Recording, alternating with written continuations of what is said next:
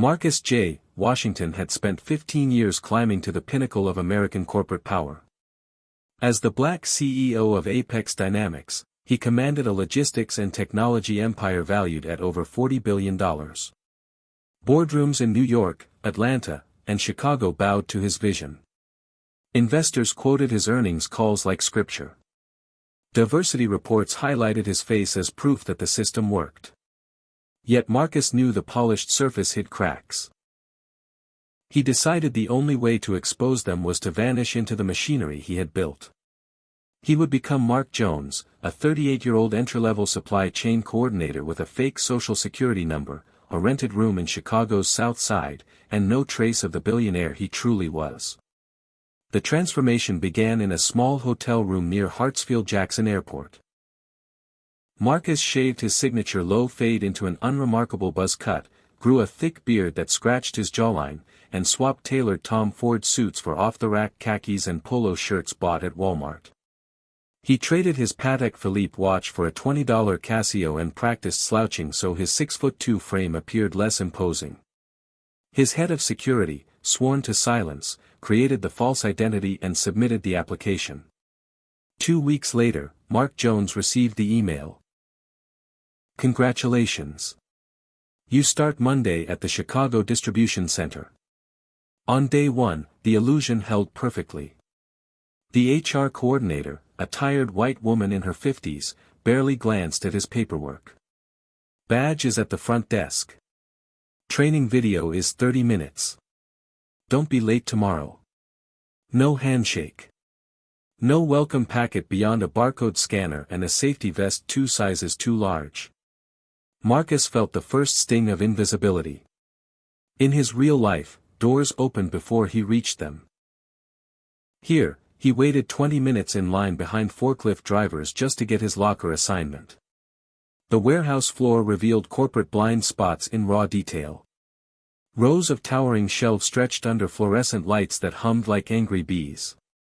Workers moved in coordinated chaos, scanning, lifting, rerouting. Mark Jones was assigned to Zone 7, the oldest section where automation frequently failed. His supervisor, a stocky man named Derek with a faded marine tattoo, sized him up immediately. New blood. Try not to slow us down. Within hours, Marcus realized status and appearance dictated everything. When a white coworker named Todd suggested rerouting a delayed pallet using a shortcut the system didn't recognize, Derek clapped him on the back. Smart thinking, man. Log that. When Marcus offered the exact same optimization, drawn from the proprietary algorithms he had personally approved as CEO, Derek snorted. Stick to scanning, Jones. We don't need ideas from temps. Race shaped the daily current in subtle, relentless ways. During lunch breaks in the stained break room, conversations carried coded assumptions. A group of supervisors joked about those people always calling out on Fridays. Eyes flicked toward the black and Latino workers at the next table. Marcus sat quietly, chewing a cold sandwich, noting how the same supervisors praised reliable team players who happened to share their skin tone. Promotion boards favored candidates who fit the culture. A young black woman named Keisha, sharp and efficient, had trained 3 different white employees who leapfrogged her into coordinator roles. When Marcus casually asked why, the reply came with a shrug, she's good, but doesn't present well in meetings. Translation. She didn't look or sound like the image corporate had in mind. Appearance dictated opportunity in ways metrics never captured. Marcus watched a quiet Asian American worker named Lee get overlooked for safety committee spots despite having the best incident record. Meanwhile, a loud, charismatic white employee with average performance dominated every all-hands huddle. The company's vaunted diversity training, mandatory videos featuring smiling multicultural actors, felt like theater. Policies existed on paper, equal opportunity, unconscious bias workshops, mentorship programs. Reality on the floor operated on different software. Workers sensed the gap. Turnover among black employees ran 32% higher than the company average. Exit interviews cited lack of growth and feeling invisible. Executives reviewed the data in climate-controlled conference rooms and responded with another round of town halls. Marcus documented every slight in a hidden notebook he kept in his locker. He recorded how suggestion boxes stayed empty because employees learned early that ideas from the floor rarely climbed the chain. He noted the invisible tax of microaggressions, the extra seconds of hesitation before a supervisor granted a bathroom break to darker-skinned workers, the way security cameras seemed to linger longer on certain shifts, the casual use of urban as shorthand for problematic. One afternoon, a regional manager touring the floor stopped beside Marcus. "You knew. Keep your head down and you'll do fine here." The same manager had shaken Marcus's hand warmly at a black-tie gala 6 months earlier, praising his leadership. Recognition never flickered in the man's eyes. The deeper Marcus sank into Mark Jones's skin, the clearer the corporate blind spots became. Apex Dynamics boasted about its AI-driven efficiency platform, yet human ingenuity on the floor. Workarounds invented by immigrant workers who spoke 3 languages, saved millions annually without credit or compensation. Status created its own gravity. When Marcus, as CEO, visited this same facility in the past, managers curated flawless tours. Now, as a nobody, he saw overflowing trash bins in break rooms, outdated safety equipment, and scheduling software that routinely overworked single parents. The gap between boardroom ideals and cubicle reality wasn't a crack. It was a chasm lined with good intentions and unexamined assumptions. Even communication patterns exposed the hierarchy. Emails from corporate arrived in polished jargon that frontline workers struggled to decode. Town halls streamed on flat screens showed executives in perfect lighting promising, "We're all in this together." On the floor, walkie-talkies crackled with terse commands. "Jones, Bay 12 is backing up again. Handle it." No context. No appreciation. Marcus felt the weight of diminished personhood. Decisions that took seconds in the C-suite required layers of approval here, each layer filtering truth through self-preservation. Ideas died not from lack of merit but from lack of pedigree. By the end of his 3rd week undercover, Marcus understood the hidden identity experiment had succeeded beyond his expectations. He had become the data point he once reviewed in sterile spreadsheets. Race, appearance, and perceived status functioned as invisible algorithms shaping outcomes more powerfully than any code his engineers wrote. The company's public narrative of meritocracy collided daily with the private reality of selective blindness. Workers adapted, innovated, and endured, yet the system continued rewarding the visible and familiar. Marcus kept scanning boxes, kept listening, and kept cataloging every fracture in the foundation he had built. The truth he gathered here would eventually force the entire organization to confront what it claimed to value versus what it actually rewarded. Marcus J. Washington had mastered the art of compartmentalization. For years he had flown private, dined with senators, and negotiated billion-dollar contracts while convincing himself that his success automatically lifted everyone who looked like him.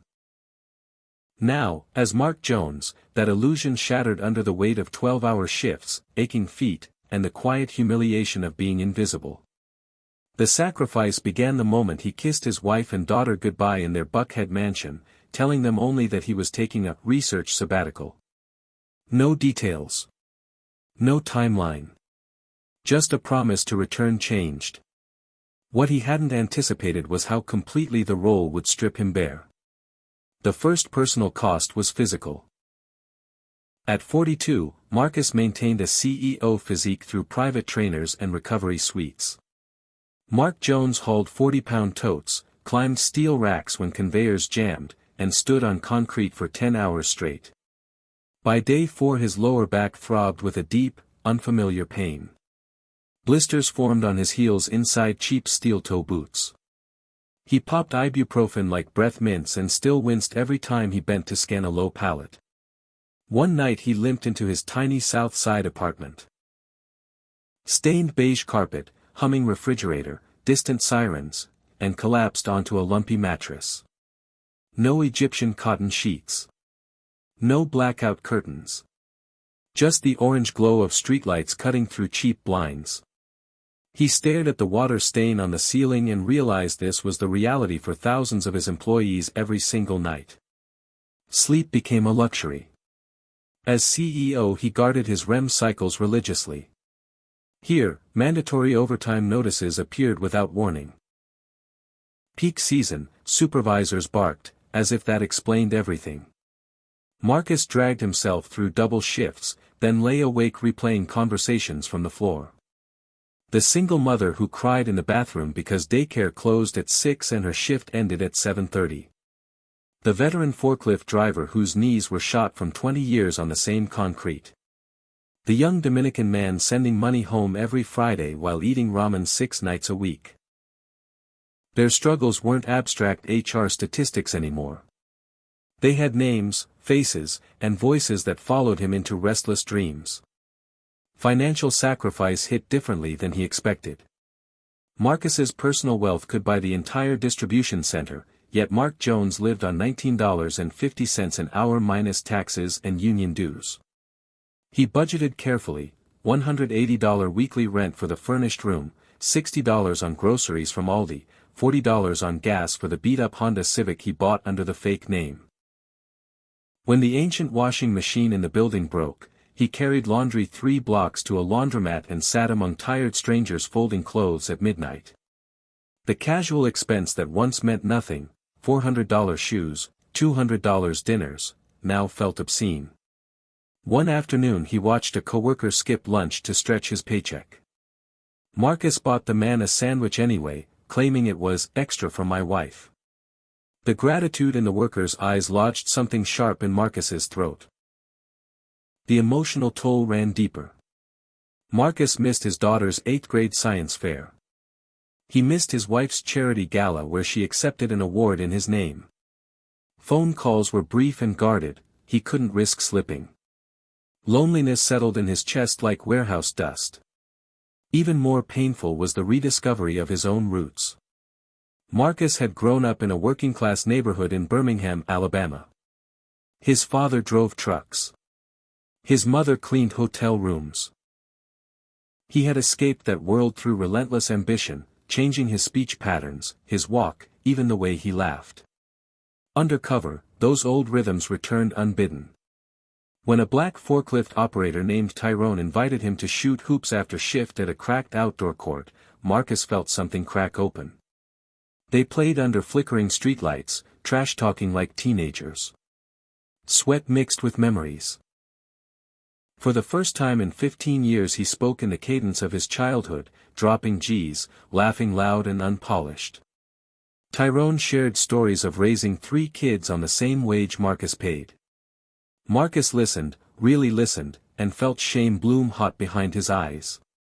He had built wellness programs and tuition reimbursement on paper, yet here was a man whose biggest dream was keeping the lights on. Humor surfaced in unexpected moments, a necessary pressure valve. Marcus fumbled basic tasks with comedic timing. His first attempt at driving a forklift ended with a near miss and Derek yelling, "Jones, you trying to kill us or just impress the insurance company?" The crew roasted him for days. He laughed along, cheeks burning, secretly proud when he finally mastered the machine. Another time the break room microwave exploded mid-reheat, sending spaghetti sauce across the walls. While everyone groaned, Marcus found himself on cleanup duty with the same people he once addressed from a stage. They swapped jokes about corporate cooking skills, and for a brief window the hierarchy dissolved into shared mess and laughter. Tension built in quieter ways. Maintaining the lie required constant vigilance. He deleted browser history obsessively. He avoided any conversation that might reveal his real knowledge of Apex's systems. When managers discussed upcoming policy changes Marcus himself had approved, he forced himself to nod along like it was news. The isolation weighed heaviest at 3 a.m. when insomnia struck. He would sit on the apartment's tiny balcony scrolling anonymous employee message boards on his burner phone. The raw frustration poured out in posts, they talk diversity but promote the same circle. Another DEI webinar while we're short-staffed again. Each comment felt like a mirror held to his own leadership. Rediscovery extended to his identity as a black man in America. In boardrooms Marcus had been one of the good ones, polished and palatable. On the floor he was just another brother trying to make it. He heard the coded language, felt the extra scrutiny from security, absorbed the low-grade exhaustion of navigating a world that still saw color first. One evening a white supervisor made a tired, "You people," comment.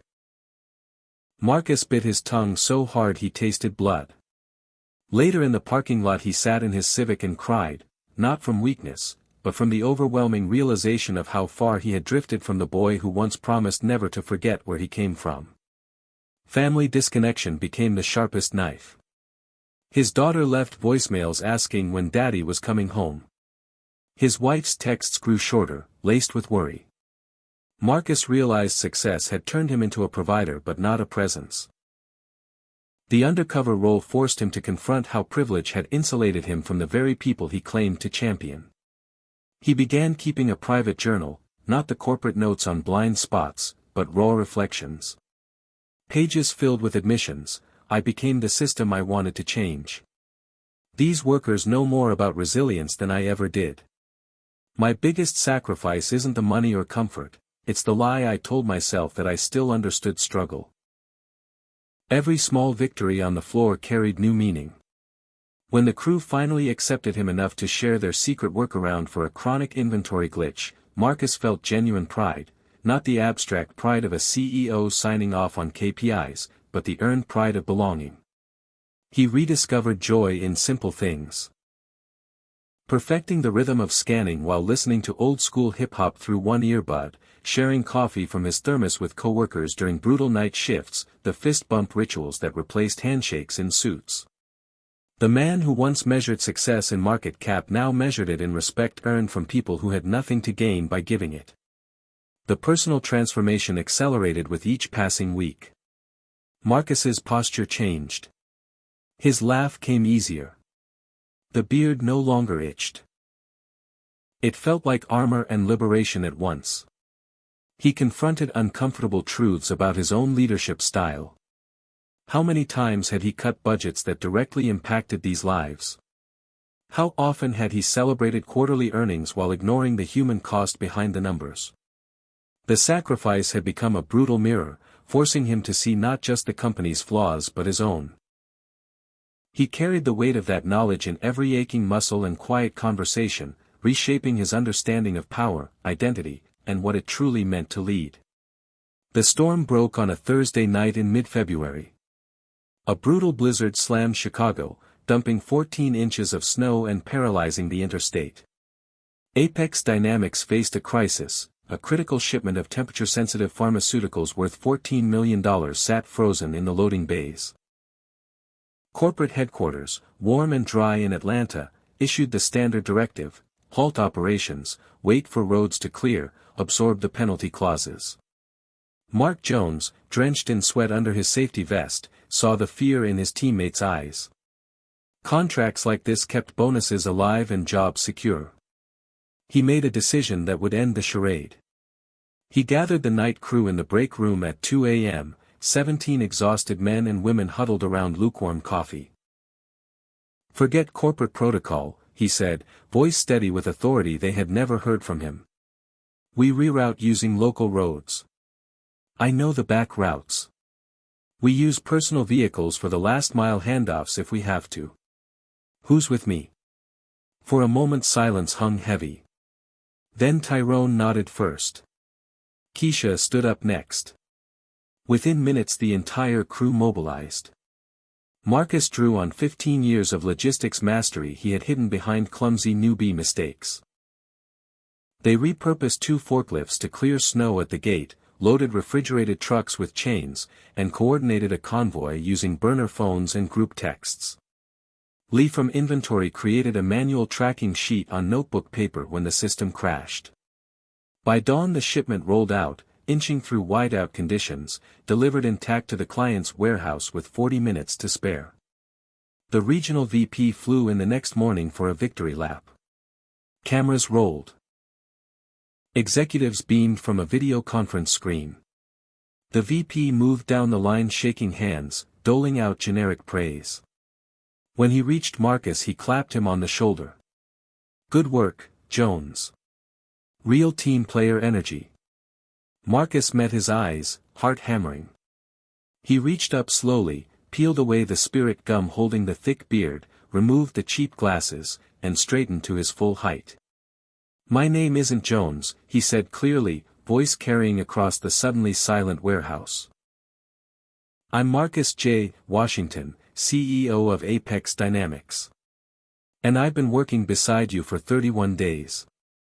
Chaos erupted. Phones dropped. Supervisors turned pale. The video, captured by a shocked employee, hit internal servers and then the internet within 90 minutes. Stock price dipped 3% in pre-market trading before rebounding as analysts called it the most authentic leadership move in decades. Marcus stood in the center of the storm he had created, no longer hiding. The crew stared at him in disbelief, then erupted in a mix of cheers, laughter, and tears. Keisha hugged him first. Tyrone slapped his back so hard it stung. For the first time they saw the man who had scanned boxes beside them as their actual boss. He called an emergency all-hands town hall the following Monday, broadcast live to every facility. This time Marcus appeared in his tailored navy suit but kept the trimmed beard as visible proof of his journey. No slides. No corporate jargon. Just raw truth delivered in a voice still rough from warehouse dust. He laid out every blind spot he had documented, the promotion bias that favored familiarity over talent, the microaggressions that eroded morale, the suggestion box that functioned as a black hole. He named names, not to shame individuals but to illustrate patterns. He played anonymized audio clips of break-room conversations. He displayed charts comparing stated diversity goals against actual promotion and pay data. The room sat in stunned silence. Then came the redemption phase. Marcus announced immediate, sweeping changes. Frontline workers would receive profit sharing equal to 1% of quarterly earnings distributed quarterly, no caps, no executive carve-outs. Promotion reviews would switch to blind processes where names, photos, and demographic data were stripped until final decisions. Every manager, including himself, would spend 1 week per year working undercover in entry-level roles with no special treatment. Safety equipment budgets doubled. Scheduling software received an overhaul to prevent mandatory overtime from destroying family lives. Tuition reimbursement expanded to cover full certification programs for warehouse staff. Most powerfully, he promoted 3 standout employees on the spot, Keisha to supply chain manager, Tyrone to shift supervisor, and Lee to process improvement lead, each with 6-figure packages and equity grants. The systemic transformation rippled outward fast. Within weeks Apex Dynamics became a case study in authentic corporate reform. Other Fortune 500 CEOs reached out, some skeptical, others inspired. Marcus established the Walk in Their Shoes Foundation, funding similar undercover programs for executives across industries. He personally matched every employee donation to a new emergency hardship fund that disbursed aid within 48 hours. Warehouse turnover dropped 28% in the first quarter. Innovation metrics climbed as ideas from the floor finally reached decision-makers. The company's DEI reports transformed from glossy checkboxes into living documents updated with real frontline input. Marcus's personal redemption unfolded alongside the company's. He flew home to Atlanta and held his daughter for a long time, promising never to miss another science fair. He and his wife renewed their connection through honest late-night conversations about privilege and purpose.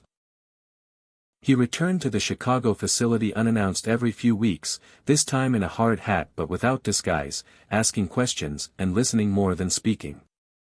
Workers greeted him with fist bumps and honest feedback. The respect he earned on the floor carried more weight than any boardroom applause. Broader industry impact followed.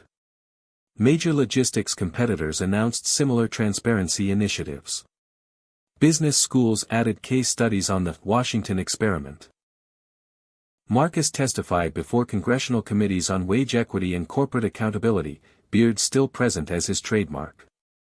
He refused to soften the message: real change demands discomfort, sacrifice, and leaders willing to descend from the tower. Internally, Apex launched employee-led councils with real veto power on policies affecting daily operations. AI systems now incorporated frontline input before deployment. Budget meetings always included at least 2 warehouse representatives via video link. The cultural shift inside the company felt profound. Break rooms featured photos of the Blizzard night crew as heroes. Suggestion boxes overflowed with implementable ideas. Managers who once dismissed floor input now sought it. Marcus made it policy that every executive bonus tied partially to employee satisfaction scores from anonymous surveys. When one resistant director pushed back, Marcus offered him a choice: participate fully or step aside. The director chose participation and later admitted the experience changed his leadership forever. Numbers told part of the story. Revenue grew 8% as retention improved and innovation accelerated. Employee Net Promoter Scores jumped from 41 to 78. But the deeper redemption lived in the small moments. Keisha presenting her first quarterly report to the board with confidence, Tyrone mentoring new hires with the same street-smart wisdom Marcus had witnessed, single parents no longer choosing between childcare and overtime. Marcus carried the lessons in his bones. He walked differently now, still commanding but grounded. His speeches carried the cadence of the warehouse as well as the boardroom. The experiment that began as a hidden test of corporate blind spots evolved into a living model of redemption through radical empathy. Marcus had exposed the fractures, endured the personal cost, and now led the reconstruction. Every decision carried new weight. Every policy passed through the filter of lived experience. The company he rebuilt stood stronger not despite the truth he revealed, but because of it. In the gleaming Atlanta headquarters of Apex Dynamics, Marcus J. Washington stood once more behind the CEO podium, the faint shadow of his warehouse beard now a deliberate signature. The journey that began as a radical undercover experiment had rewritten not only his company but the man himself. What started in secrecy on the frozen Chicago loading docks had rippled into a movement redefining modern American leadership. Marcus had lived the truth that no spreadsheet, no diversity dashboard, and no executive retreat could ever fully capture. Real power demands descent before it can rise again. The 3 pillars of his transformation now formed the core philosophy of Apex Dynamics. Hidden identity had torn away the corporate blind spots, exposing how race, appearance, and status silently dictated outcomes despite polished policies. Personal sacrifice had forced Marcus to rediscover the raw humanity behind every barcode scan and overtime shift, reconnecting him with roots he had long outgrown. Redemption and systemic change turned painful revelations into concrete action: profit sharing, blind promotions, mandatory executive immersions, proving that authenticity could drive both profit and purpose. Today, the company operates with a new heartbeat. Warehouse workers serve on strategy councils. AI algorithms incorporate floor-level ingenuity before launch. Quarterly earnings calls now feature frontline employees sharing unfiltered stories alongside financial metrics. Turnover has plummeted while innovation metrics have soared. Other corporations, from logistics giants to tech unicorns, have launched their own Washington programs, sending executives into the trenches. Marcus's foundation has funded over 200 similar initiatives across industries, creating a quiet revolution in how America thinks about leadership. Yet the greatest impact remains deeply personal. Marcus no longer measures success solely by market capitalization or Forbes rankings. He measures it in the text messages from Keisha describing her daughter's first college acceptance, in Tyrone's proud photos of his promoted team, and in the late-night strategy sessions where ideas flow freely from every level. His marriage has deepened through shared vulnerability. His daughter now sees a father who shows up fully, not just financially. The boy from Birmingham who once fled struggle to chase excellence has returned wiser, carrying both worlds within him. Marcus still slips into facilities unannounced, hard hat on, listening more than directing. He keeps a worn barcode scanner on his office shelf as a reminder. When young black professionals ask him for career advice, his answer is always the same: climb as high as you can, but never forget to walk the floors. True leadership, he tells them, is not about staying at the top, it is about ensuring the entire structure rises with you. The story of the undercover black CEO has become legend in corporate America, taught in business schools and discussed in boardrooms from Wall Street to Silicon Valley. It stands as proof that in a nation built on reinvention, the most powerful transformation often begins with the courage to disappear, to serve, and to return changed. Marcus J. Washington did not just run a company. He rebuilt it from the ground up, literally. By choosing to stand where his people stood, see what they saw, and carry their truth back to the highest rooms of power. In doing so, he reminded every leader willing to listen that the view from the top is only as clear as the foundation beneath it.